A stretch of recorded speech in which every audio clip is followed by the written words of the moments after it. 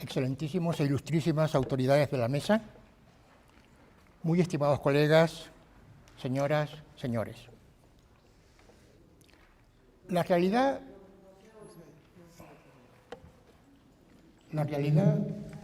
actual de los hispanos en los Estados Unidos es, como siempre sucede, el resultado de un conjunto de procesos históricos.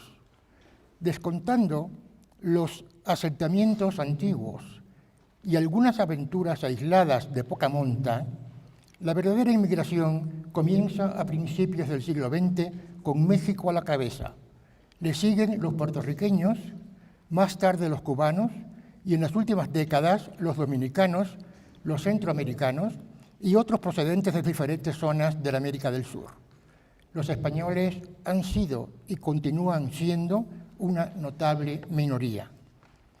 Los mexicanos eran ya abundantes en 1910 y seguían creciendo de manera que en tiempos de la Gran Depresión los expulsados del país fueron unos 500.000. Las nuevas olas inmigratorias muy pronto recuperaron esas cifras e incluso las multiplicaron. La necesidad de mano de obra para los trabajos agrícolas en los Estados Unidos, desde entonces en constante expansión, fue el motivo principal de estos traslados hacia el norte, legales los más, ilegales en una proporción desconocida, aunque minoritaria. La situación se ha mantenido con auge singular hasta nuestros días. Después de la Segunda Guerra Mundial, le tocó el turno a los puertorriqueños. La situación era diferente, pues los nacidos en la isla eran, desde 1917, ciudadanos norteamericanos, por lo que sus movilizaciones hacia Nueva York, lugar de asiento preferido por este grupo, no presentaba problema migratorio alguno. En este caso no hubo ni hay inmigrantes ilegales. Para 1960, ya esta ciudad y los territorios contiguos del norte contaban con cerca de 1 millón de ciudadanos llegados de la isla caribeña, y el traslado solo daba entonces sus primeros pasos.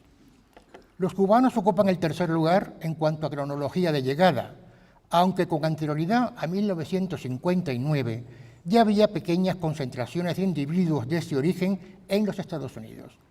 Las cifras no se dispararon hasta el triunfo de la Revolución Castrista y las décadas siguientes. Año tras año, el volumen de refugiados cubanos en ese país ha protagonizado un crecimiento auténticamente espectacular, como veremos más adelante. Con posterioridad, otras emigraciones han venido a aumentar la presencia hispánica en territorio norteamericano. Dominicanos, centroamericanos y suramericanos han protagonizado diversos capítulos de la historia reciente. La dominicana no comienza en firme hasta mediados de la década de los 60. Los de Centroamérica, encabezados por los salvadoreños, poco después, con un gran número de entradas ilegales. Y más tarde empieza a sentirse la presencia de colombianos, ecuatorianos, peruanos, bolivianos, paraguayos, uruguayos, en números siempre más reducidos. En los primeros años de este siglo XXI le ha tocado el turno a los venezolanos y en menor medida a los argentinos. A razones de mejoras socioeconómicas o simplemente de subsistencia se deben en su mayoría las emigraciones mexicanas y centroamericanas. Asediados por la pobreza y por las barreras que impedían el acceso a salarios dignos y seguros, a una vivienda mínimamente aceptable, a condiciones básicas de salud, a la escolarización de los hijos y un etcétera, que aunque no muy largo, sí fundamental, estos grupos de individuos abandonan sus lugares de origen para sentarse en una especie de tierra prometida que, aunque no hubiese sido así en realidad, era siempre mucho mejor que las que habían tenido. Son los llamados inmigrantes económicos. Por otra parte, están los que escapan de situaciones políticas y a veces religiosas que consideran inaceptables, como es el caso de los cubanos y de los nicaragüenses. La postura política del gobierno de La Habana en un caso y los vaivenes de Managua entre Somoza y los sandinistas por otro, obligaron a muchos a abandonar sus lugares bien por nexos o simpatías con gobiernos anteriores, los menos, bien por rechazo moral a los planteamientos de los nuevos gobernantes, los más. Su perfil sociocultural es medio o alto, con buenos índices de educación, profesionales especializados en diferentes áreas, con relativo éxito económico y buen dominio del inglés. Son los exiliados. El tercer grupo está constituido por aquellos que salen de sus países para huir de situaciones económicamente angustiosas, productos de guerras intestinas, feroces dictaduras, impericias gubernamentales, cuando no de flagrantes y continuas malversaciones sufridas repetidamente en sus países de origen. Aunque la razón inmediata de su marcha sea de índole económica, acompañada a veces de inseguridad personal, esta ha sido causada directamente por el brutal deterioro social devenido en luchas intestinas o de políticas económicas trasnochadas e inoperantes. El grupo es mixto. Se encuentran en él desde profesionales altamente cualificados hasta obreros sin especialización, insertados en un amplísimo espectro socioeconómico.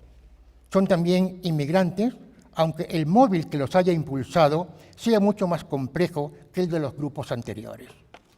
Los lugares de destino de estos inmigrantes han sido y son muy diversos, dependiendo sobre todo de la potencialidad de éxito que ofrezcan, en su accesibilidad, de los contactos personales y, por supuesto, de las condiciones de los grupos y de los individuos.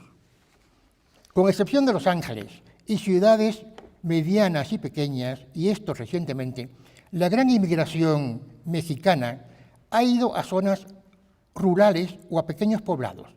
En principio se encontraba en los tradicionales territorios del suroeste, pero después se ha ido extendiendo, si bien en proporciones más modestas, hacia el norte y hacia la zona este, tanto a Nueva York como a la Florida. Los centroamericanos constituyen un punto de transición entre ciudad y ruralía, aunque su punto de asentamiento ha sido California preferentemente. También los suramericanos han apostado por este estado del oeste, aunque su ubicación última sea mucho más abarcadora. En general, podría afirmarse que puertorriqueños, cubanos, dominicanos, venezolanos y argentinos constituyen una inmigración urbana. Naturalmente, hoy es posible encontrar cualquier procedencia hispana en todos los estados de este país. La población hispana de los Estados Unidos es la siguiente. Han repartido los papelitos para hacer esto un poco más pronto, pues vamos a seguir por eso. Vean ustedes que efectivamente los primeros son México y Puerto Rico, bueno, México sobre todo con 61,2 y después ya empieza de Puerto Rico hasta Panamá de un 12,1 a un 0,8, etc. El resto de centroamericanos suman 64.833, un 0,3%. Los demás inmigrantes procedentes de Sudamérica, pues 378 millones, etcétera, etcétera, y la de los orígenes, incluyendo España, 1.900.000 tanto, que es un 8,8%. Bueno, como tienen ustedes las cifras, no voy a detenerme demasiado en eso. Las inmigraciones hispanas en los Estados Unidos, cada vez más densas y constantes, han superado todos los cálculos estadísticos. En 1982, la población hispana del país era de unos 15 millones aproximadamente, el 7% del total. 15 años más tarde ya eran 29 millones, el 11,1%. Se trataba de unas cifras, estamos hablando de 1997, que se acercaban mucho a la primera gran minoría de esa nación, la de los negros, que tenían un 12,8%. Por entonces, 1966, la US Current Population Report suponía que para el año 2000 la población hispana sería de más de 31 millones y que para el 2012 serían 52 millones. Habrían superado entonces con creces a la población negra, convirtiéndose así en la primera minoría de la Unión. Pronosticaba también que en el 2016 la composición demográfica de los Estados Unidos habría cambiado completamente y que continuaría haciéndolo, pues para entonces la inmigración hispana sería mayor que la de todos los grupos étnicos juntos. Estas previsiones para el futuro son ya, desde 2002, ya son ya hechas, realidades. una contundente realidad, pues los 35 millones de hispanos constituían el 12,5%, mientras que la población negra no hispana de la Unión se quedaba en el 12%. Estamos hablando de un salto demográfico espectacular. Ya en 1990, la cantidad de hispanos radicados en suelo norteamericano convertía a ese país en la quinta nación hispanohablante del mundo según el número de hablantes, solo por debajo de México, de Colombia, de España y de Argentina. Lo más interesante de este salto es que el número de la población hispana se ha producido en los estados más importantes, desde el triple punto de vista político, cultural y económico. En el cuadro número 2 tienen ustedes exactamente puestas con mucha claridad, según creo, todas estas estadísticas. Estos datos van acompañados de un estancamiento en el crecimiento de la población negra y de una notable regresión entre anglos y hispanos. Nada parecía indicar que estas olas fueran a disminuir en el futuro. De una parte, las causas de tipo económico que mueven a muchísimos de estos hombres y mujeres no tienen por el momento posibilidad de sufrir cambios sustanciales. Al contrario, se han agravado en los últimos años por las terribles devastaciones producidas por huracanes, inundaciones y terremotos, sobre todo en México y en Centroamérica, que son los puntos de procedencia de la mayoría de los inmigrantes ilegales. Estos últimos, hoy más de 11 millones, no cesan de crecer. De otra parte, la política zigzagueante de los Estados Unidos en materia migratoria, que aunque amenaza constantemente con deportaciones, termina con buscar algún acomodo y facilita los trámites para legalizar esas situaciones. Los políticos quieren votos, los patronos mano de obra barata y las grandes empresas consumidores.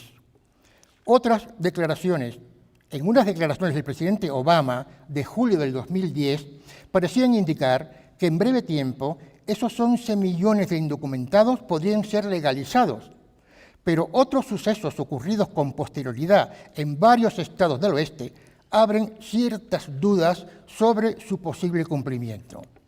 La realidad es que ninguna de estas causas que impulsaron el éxodo hacia los Estados Unidos han cambiado en nada.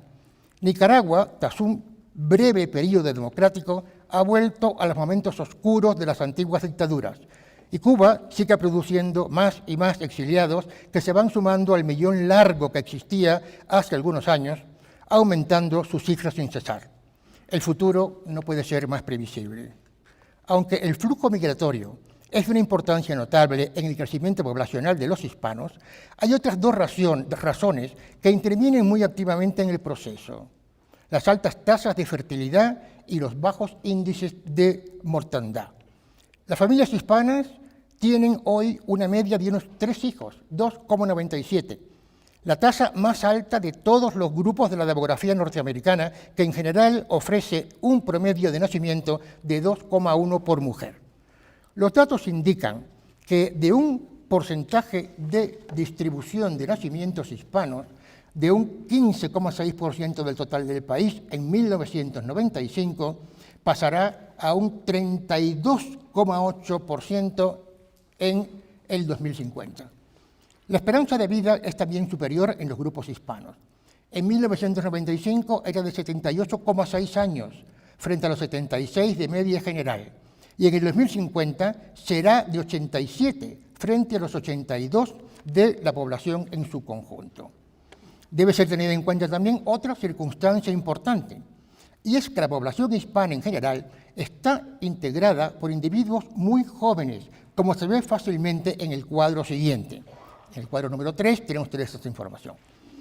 La comparación de estos datos sobre distribución general no deja lugar a dudas sobre este aspecto, como muy bien documenta la Enciclopedia del Español en los Estados Unidos de 2008. Los datos aportados con anterioridad llevan aparejadas varias diferencias de comportamiento.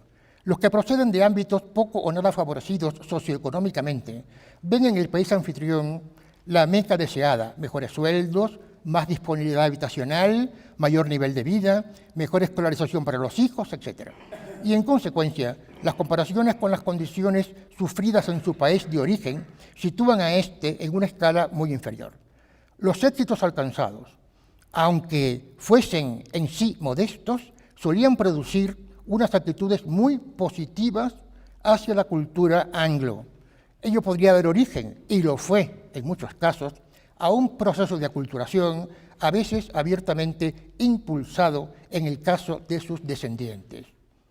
La aculturación deseada y buscada no se ha detenido solo en cuestiones superficiales, como la aceptación del American Way of Life, vestuario, comidas, costumbres, preferencias musicales, etc., sino también asuntos de más calado, como la visión del mundo, la cultura en general y en particular, muy en particular, la lengua.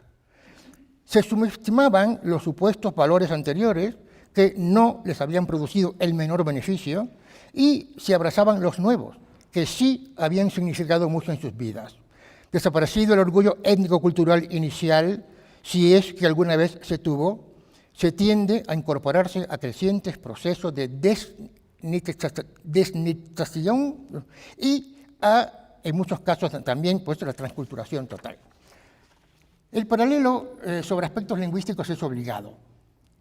Abandono creciente de actitudes positivas hacia la lengua materna, debilitamiento progresivo de la lealtad lingüística, restricción de los ámbitos de uso del español, empobrecimiento gradual y posiblemente estadios avanzados de mortalidad lingüística o quizás la muerte total de la lengua materna. En estos casos extremos se parte de un monolingüismo, en lengua materna, se avanza hacia diferentes situaciones de bilingüismo incipiente, medio, avanzado, al tiempo que se debilita la lengua propia y se puede desembocar de nuevo en un monolingüismo, pero en esta ocasión de signo contrario. La situación opuesta es muy clara. El orgullo étnico-cultural conserva un conjunto de actitudes positivas hacia la lengua materna que no solo la mantienen viva, sino también cuidada, según los criterios de corrección idiomática mantenidos por la comunidad. La lealtad lingüística es un hecho. En estos casos encontramos situaciones bilingües desequilibradas a favor de aquello o un bilingüismo perfectamente equilibrado.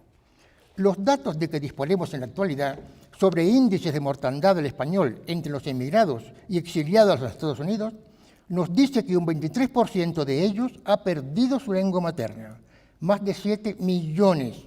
Cuando este porcentaje general se analiza por estados, el espectro va desde la Florida, donde la mortandad es de solo del 8%, a Colorado, donde alcanza un altísimo 52%. Todo lo visto anteriormente nos lleva por fuerza a desembocar en un tema apasionante pero difícil. ¿Existe realmente una comunidad hispana en los Estados Unidos?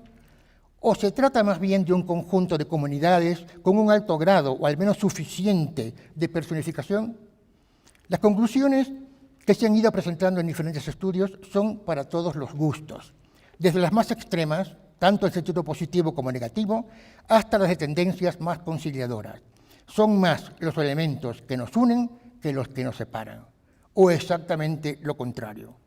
En esta última perspectiva se insertan las numerosas declaraciones de que lo único que une a estos grupos es la lengua española, si bien se trata de diferentes variedades regionales y aunque en medida cada vez menor de la religión católica. De momento, lo único que puede decirse, dado el escaso número de estudios contrastivos con base empírica, es lo relativo, primero, a las características de los inmigrados.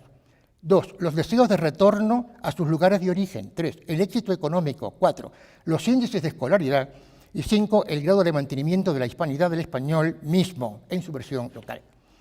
Dentro del rubro de bienestar económico deben revisarse 2 índices de vital importancia: el estado de las empresas hispanas en Norteamérica y la situación financiera de las familias inmigradas. Con respecto a las empresas hispánicas, la situación queda planteada en el siguiente cuadro número 4, en que ustedes verán que están evidentemente las mexicanas, un puesto muy importante, siguen las cubanas y después centro y sudamericanas. Se duda que estos datos deberían tener alguna relación con la situación económica de los diferentes grupos de residentes hispanos en el país. En el cuadro 5, que remata el anterior. Cuando se comparan entre sí las medias de ingresos, se repara en que son los cubanos los que reciben una media mayor de ingresos de 50.000 o más, o sea, un 24,5%. Aquí las distancias son notorias con respecto a los otros grupos. menos el rubro otros, que también pasa de los $20.000. Sudamericanos, mexicanos y puertorriqueños se quedan muy por debajo. Cuando se revisan las cifras correspondientes a ingresos, que van desde los 24.000 a los 49.000, el grupo mexicano queda siempre en primer lugar. 8 años más tarde, sin embargo, las diferencias se habían acrecentado algo. El grupo de cubanos estaba a punto de alcanzar la media de $50.000, seguido por los mexicanos con cerca de 40.000. Los de Centro y Sudamérica, poco menos que los mexicanos, y por último los puertorriqueños con unos 35.000 al año, por supuesto. Los índices de escolarización son instrumentos muy fiables para medir el estatus cultural de los grupos de inmigrantes. En 1992, según datos del Current Population Survey, la situación era la siguiente, y ven ustedes en el cuadro número 6, donde pues, los mexicanos tienen, por supuesto, un punto muy importante, 0.1, pero ven ustedes que la línea de los cubanos es la más rica de todas, con 0.7 para doctorado, con un 4.5 para maestría, con un 18% para doctorado y para un 18% en cuanto a titulación superior. Para el año 2001 se mantenían estas proporciones. Entre los cubanos, un 70,3% habían terminado los estudios de la escuela superior y un 27,8% poseía títulos de bachillerato universitario o licenciatura. Estas cifras están por debajo de lo de la población no hispana en cuanto a titulaciones de escuela superior, era el 87,7%. Pero en la más alta de los grupos hispanos, seguido por los centro y suramericanos, que presentaban índices de 64% y 18% para escuela superior y primer ciclo universitario. Hoy las cifras de que disponemos son mucho más altas en todas las categorías. Por otro lado, si revisamos los índices de aculturación lingüística según los datos de la Strategy Research Corporation, observamos lo siguiente, y tienen ustedes el cuadro 7, y observen lo de Miami, que siempre es muy interesante, con un 43%, donde hay escasa aculturación. Las diferencias saltan a la vista. Miami es la ciudad que menos aculturación lingüística presenta, en acusados contrastes con Los Ángeles y, aunque con menor intensidad, con Nueva York, San Francisco o Chicago. Sobre la investigación, como la investigación está hecha sobre el total hispano de estas ciudades, hay que rehuir la tentación de concluir, como han hecho algunos paisanos míos, que los cubanos son los menos aculturados y los mexicanos y salvadoreños los más. Luego, este parámetro tampoco es concluyente ni puede serlo. Quizás más elocuentes sean las producciones culturales en español, en teatro, en medios de comunicación social en español, en particular la prensa escrita. Por ejemplo, Miami tiene más del doble que Los Ángeles y Nueva York juntos. Aunque la población editorial del libro no llega a estas proporciones, sigue manteniendo un cómodo primer lugar. Es posible que estos datos hablen a favor de un mayor cuidado y atención al cultivo de la hispanidad en su variación local. Se ha llegado a un punto de que Miami publica 11 veces más libros que toda Cuba. Vean, con respecto al idioma de español, el siguiente cuadro indica el porcentaje con el uso del español en cada lugar. Desde Nuevo México hasta Washington, ven ustedes ahí la lista, son datos muy recientes, de manera que no hay que preocuparse demasiado porque no sean exactamente rigurosos. Estos datos, mucho anteriormente, que son de 1993, del US Bureau of the Census, elaborados por Silva Cobalán, dejan ver la proporción de los que mantienen al español en el ámbito doméstico, pero no indican la calidad del español manejado. La misma autora ha preparado otro cuadro en el que muestra el porcentaje de hispanohablantes en la población total de los Estados Unidos, el cuadro 9 que ven ustedes a continuación. Bueno, bien. No es mucho lo que puede sacarse en claro de estos números con respecto a las procedencias de los hispanos, puesto que los datos están por estados, no por individuos. Pero, de todas formas, que la Florida y Nueva York encabecen la lista, que son las emigraciones más recientes, puertorriqueños, cubanos y dominicanos, las que parecen mantener mejor la lengua materna. Sin embargo, lo más importante es el uso del español en situaciones públicas. En esto, quizá el condado de Miami-Dade, dada su naturaleza oficial de bilingüe y bicultural, vaya a la cabeza del país. Hace ya tiempo que se señaló con precisión que en Miami se puede comprar una casa o un automóvil, obtener un tratamiento médico especializado o consultar a un abogado o a un contable, todo ello utilizando únicamente el español. Los medios hispanos de comunicación, por su parte, sin olvidar la faceta publicitaria, tienen ahora un auge espectacular. Unos fotones de muestra. En Miami existen 30 emisoras de radio, todas ellas con programación completamente en español. Varios canales de televisión que transmiten íntegramente en español. 2 periódicos de publicación diaria y amplia tirada y más de 5 semanarios. En Nueva York, en menor medida, Los Ángeles, reproducen este esquema, y todo ello sin contar con las grandes empresas multinacionales como Televisa, que emite programación de costa a costa y sin hacer alusión a la producción televisada, especialmente los talk shows que la prensa escrita produce. Debe recordarse que el Diario de las Américas y más recientemente el Nuevo Herald, el de las Américas ya no existe, hace unos meses que ya no existe, periódicos de la comunidad hispánica mayamense ofrecen a sus lectores artículos sobre temas idiomáticos en los que se censuran las incorrecciones cometidas, tanto por los medios de comunicación como por la población en general. A juzgar por la correspondencia recibida en ambas redacciones, estas pequeñas notas poseen un número importante de lectores. La Academia Norteamericana de la Lengua Española acaba de publicar por segunda vez un libro llamado Hablando bien se entiende la gente. Es la segunda edición, que ha salido hace apenas unas semanas, cuyos editores y contribuyentes recogen en sus páginas, mediante anécdotas y notas humorísticas, un buen número de incorrecciones de los hablantes hispano-unidistas, como esa academia quiere que les llamemos ahora, ofreciendo las alternativas que abriendo la lengua para expresarse correctamente en español. Miembros de la misma academia producen también notas de este tipo que se ofrecen en programas de la televisión hispana de la zona de Nueva York. No hay que sepamos estudios sobre la lengua manejada en estos medios, con excepción de los anglicismos léxicos aparecidos en 3 grandes periódicos del país: La Opinión de Los Ángeles, La Prensa de Nueva York y el Diario de las Américas.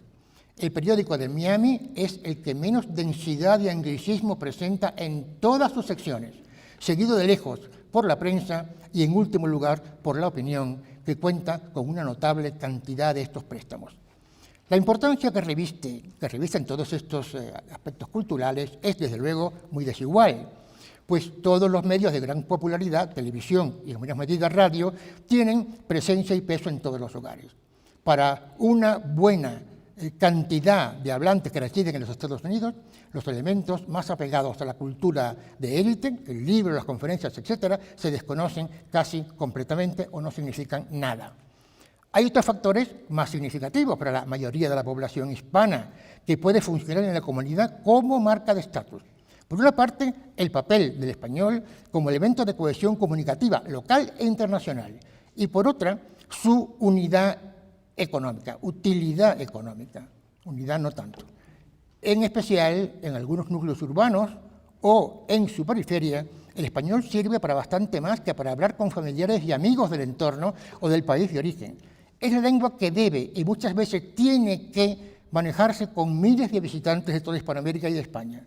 Los atractivos de Nueva York son innumerables. Miami como centro comercial y relativamente cercano parque de atracciones Disney World, y Los Ángeles con el atractivo de ser la meca del celuloide y también con otro asentamiento Disneyland, a poca distancia, muy poca distancia, como todos saben. Son envidiables estos puntos turísticos para lo que venimos diciendo. Saber español va siendo, entre otras cosas, un negocio.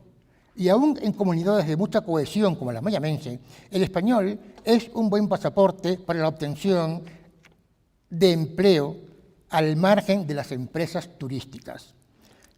Todos estos elementos ofrecen su concurso, es verdad que de manera muy desigual, a la formación de una actitud positiva hacia el español dentro de los miembros de la comunidad hispana, cosa que no ocurría antes. Las actitudes, como siempre, son el resultado de un conjunto de creencias. Algunas coinciden con hechos reales, otras, en cambio, han nacido al calor de la subjetividad. Que los inmigrantes de origen mexicano piensen masivamente que el mejor español es el que se habla en la Ciudad de México, el que los puertorriqueños crean que es en San Juan y los cubanos que en La Habana, es el mejor ejemplo de ello. Después aparecen otros motivos: es señal de identidad, es la lengua de mis padres y de mis antepasados, es idioma hermoso, agradable, musical, etcétera, etcétera. Y aún habrá que anotar un último factor. La importancia creciente, el poder político hispano.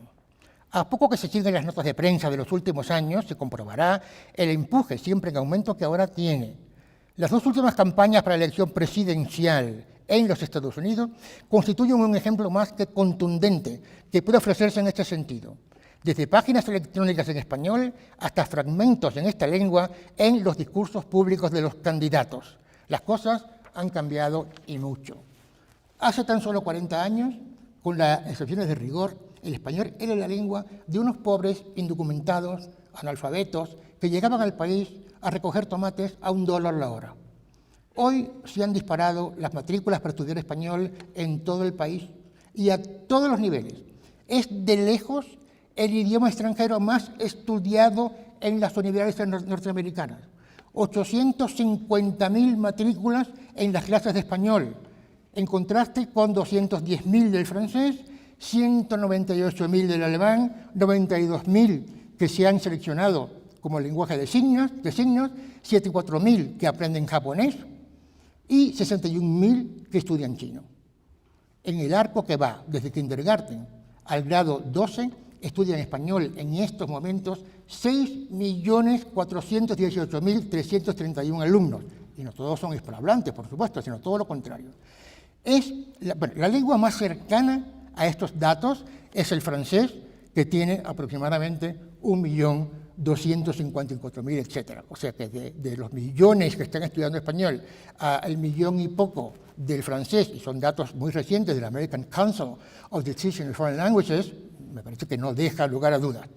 No deja de ser sorprendente que hace unas pocas semanas, en un artículo del poderoso New York Times, el editorialista Nicholas Kristof invitara a los jóvenes norteamericanos a darle prioridad absoluta al francés y no al chino, estudiándolo, el español, desde la escuela primaria, puesto que es la lengua, cito literalmente y traduzco, puesto que es la lengua que está presente en la vida cotidiana del país y lo estará cada vez más.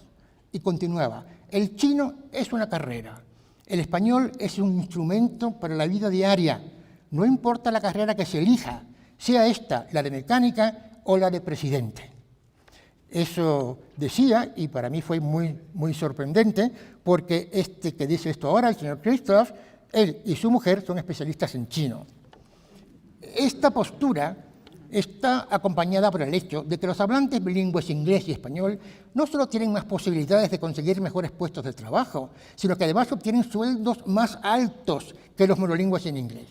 En el estado de la Florida, la media general es de $2.000 más al año en el caso de los bilingües, pero cuando esta media se rompe, a medida que se van acumulando los cargos, las diferencias llegan hasta $8.000 más al año los bilingües inglés-español, que son los que hablan naturalmente inglés. Por otro lado, en los últimos tiempos han aumentado los intercambios internacionales de jóvenes universitarios que durante sus estancias en España y en Hispanoamérica han tenido acceso directo a la verdadera cultura hispánica. También es importante, aunque pudiera parecer una razón frívola, el auge espectacular de la televisión hispana. Las actitudes generales del norteamericano de a pie hacia los hispanos van dando pasos favorables y muy significativos. ¿Qué duda cabe de que si esto fuera así realmente, pues habría un reflejo en las actitudes de los propios inmigrantes, que se traduciría, como en realidad se ha hecho, en pasos hacia la rehispanización de los que un día abandonaron el hispanismo. Ahora vuelven a él. Claro, hay entusiastas detalles al respecto. Un ejemplo vale más que 100 palabras. En el estado de la Florida existen hoy casi 200 empresas españolas, no hispanas, solo de España, a las que deben añadirse las cubanas y muy recientemente las venezolanas. Es evidente que estas empresas necesitan personal bilingüe. Debido a ello, el gobierno del estado de la Florida comenzó a preocuparse seriamente de que, dado el número ascendiente de ellas, no se encontrara en la Florida personal suficientemente preparado en español y que se marchasen a California. Pusieron en marcha de inmediato cursos gratuitos para enseñar español a hispanohablantes que no manejaran su lengua de naturaleza adecuada, tanto en la oralidad como en la escritura.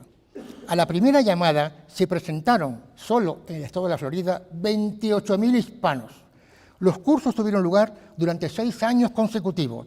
Ya hoy son absolutamente innecesarios. El ritmo de la inmigración a los Estados Unidos ha cobrado un desarrollo no solo drástico, sino inesperado. Desde la primera década del siglo XX no se había producido nada igual, pues la media de inmigrantes entre 1921 y 1979 había sido tan solo en aquellas épocas de 195.000 por año, claro. Hoy se piensa seriamente en tratar de reducir las cifras actuales, aunque en el caso de los hispanos las cosas no son tan fáciles debido a los ingresos ilegales, práctica muy difícil de detener. En la actualidad, California, por ejemplo, necesita construir un aula nueva cada hora de las 24 horas que tiene el día, los 365 días al año, para poder acomodar a los niños inmigrantes hispanos. Estos costes son sufragados por los ciudadanos que se ven obligados a aportar $1.200 anuales extra en sus impuestos debido a este crecimiento excesivo de la inmigración. Son datos, los que estén interesados pueden ir al National Academy of Science Report, que tiene un detallado denuncio de todo esto. Según Cancela, por cada minuto que pasa, entran 2,5 hispanos a la corriente de inmigrantes del país. Es decir, cerca de 3.700 al día, por lo que estaríamos hablando de más de 13 millones al año. Así, no causa sorpresa que dentro de los años que faltan para 2050, los hispanos sean 102,8 millones, aún contando con las inevitables tasas de mortandad. Con una mayoría como esa, puede que haya cambios sobresalientes hasta en la política del país. En todos los cálculos que se han hecho sobre el futuro del español, han influido dos hechos muy significativos. Si las proyecciones se confirman, México, que es ahora, naturalmente, el más importante de todo, cedería su cetro a los Estados Unidos, que llegaría a convertirse para 2050 en el primer país hispanohablante del mundo. Y ya finalizo. El español es hoy la cuarta lengua más hablada del planeta, pues la utiliza el 5,7% de la población mundial. La situación va en aumento, pues las proyecciones hechas por la británica World Data de Chicago para 2030 nos dicen que seremos el 7,5% de los hablantes de todo el mundo, un total de 535 millones, muy por encima del ruso, que se queda en 2,2%, del francés en 1,4% y del alemán en 1,2%. Lo que indica que para entonces solo el chino superará al español como grupo de hablantes de lengua materna.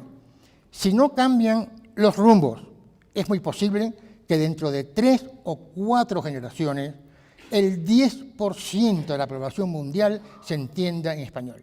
Esperemos que así sea. Muchas gracias.